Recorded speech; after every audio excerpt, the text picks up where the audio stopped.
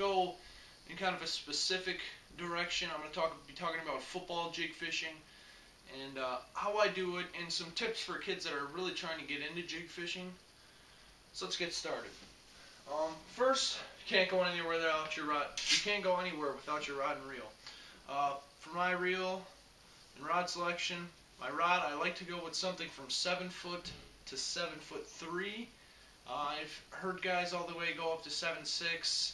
I just think that's a little unnecessary, and that's just, a lot of stuff that you got to handle. That's a big rod if you think about it. But you're going to want to go with either a medium heavy or a heavy action rod. Just depends on the type of jig fishing you're doing. If you're fishing like almost finesse jig fishing, you can even go with like a medium in that sense. But this is the Dobbins Savvy Series 735, 7'3" medium heavy, and this is just a great all-around jig rod. This is not the micro guide rod version, but I just don't feel comfortable with micro guides. I just don't like them that much. But on here for reel, I have a Lew's Tournament Pro Speed Spool in the 6'4" to 1. This is just a great all-around reel, 6.7 ounces, so it really balances this rod out very well, as you can see. And it's less fatigue during the day if you have a more balanced rod. And line-wise, I'm really want to go with about a 14 to 17 pound fluorocarbon.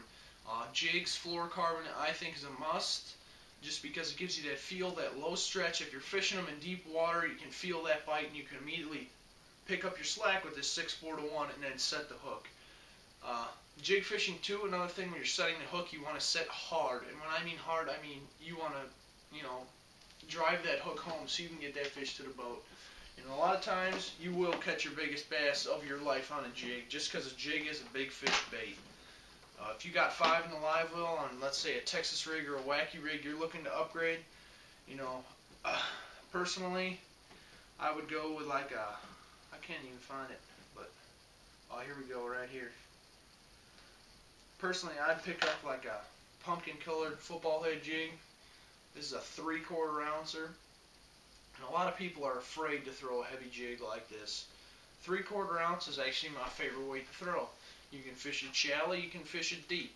But the thing is, when you're fishing in that mid-range water column, with that Lew's, you can make your cast adjustment. That thing has got centrifugal and magnetic, so you can really get your cast control dialed in, so you can whip this jig, this big heavy jig, past that cover, and you can really bring it slowly through that strike zone, and it's going to get you bit a lot of times. Now, going with this, if you're fishing this 3/4 ouncer in that mid-range water and you cast it on top of that cover, if that cover's submerged, this has a fast action when it falls. And a lot of times what I've found is when you're fishing it on docks on like Lake Geneva, what's another good one? Like Green Lake, for all you Green Lake County people, even in La Crosse on some of the bigger docks, when you're casting out there and this jig is falling in that mid-range water, if you get it right close to a dock post where a bass is sitting, it'll cause a reaction strike because they don't know what's falling down really fast. So they're just going to go and whack it right away. Now, another way to fish these is on deep weed lines. Football jig, a lot of people don't like it because it doesn't come through grass. I beg to differ. Especially with these Strike Kings come through cover very well. They're very rounded on the edge. Like some footballs actually come to a point. You want it kind of rounded so you can really bust through that cover. Again, jig fishing is mostly based on cover. When I caught my big fish, I deleted that video because of a curse word, and I just didn't want people to see that. And I'll admit that I cursed. I tried to edit it out, and it just wasn't working. So what I found was using a big jig like this will really catch a big fish. Some of my favorite colors, like this one, this is a pumpkin with some red strand and black strand in it. That's one of my favorites. Then this is probably my second favorite though. This is watermelon candy. I got my own jig trailer on here. Really works out well. This watermelon candy is just a really nice color for anything that you're doing. It's got some smoke, smoky watermelon things with some candy flake in there. That'll catch you some big fish. Deep and shallow, It's just a big fish bait overall. And then my top color, this isn't a football head. I gotta get stocked back up, but this is a flipping jig. But if this is a football head, this is definitely my favorite color, that black blue flake that really imitates craws when they're molting and all that stuff. Really gives you a distinct bait to catch fish with.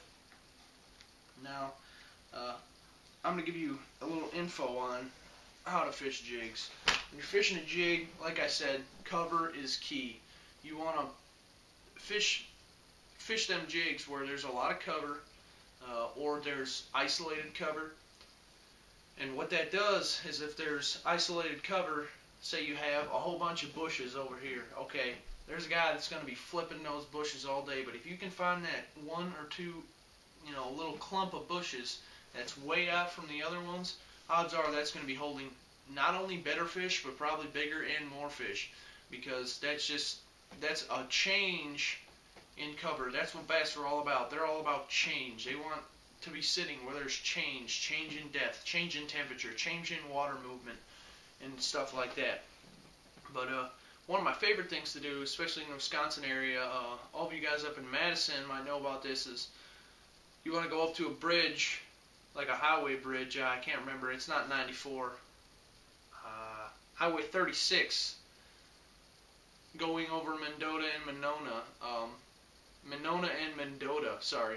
And it goes right through this river channel, and we had a guy in our tournament catch a limit of solid 4-pounders just off bridge pilings. I mean, bridge pilings are a big thing because there's not a lot of cover there. There is a lot of grass and stuff, but that's isolated cover. Those bridge pilings are concrete isolated cover. And again, with docks too. Docks are a big thing for me, especially when fishing like Lake Geneva. You can go out there, you can catch a big limit off of docks. And fishing a jig, you're going to really up that chances of catching big fish. Again, going with this rod too, you need something stout to fish a 3/4 ounce jig. You got to be able to handle it. You can't be using a little 6-foot fairy wand, You really gotta have something to rip those fish out of the heavy cover, essentially. And that's about it for the football jig segment. I'll be coming back with a swim jig / chatterbait segment. That's been all for today's show. This has been Fishing Wisconsin 2012, and I will see you guys later.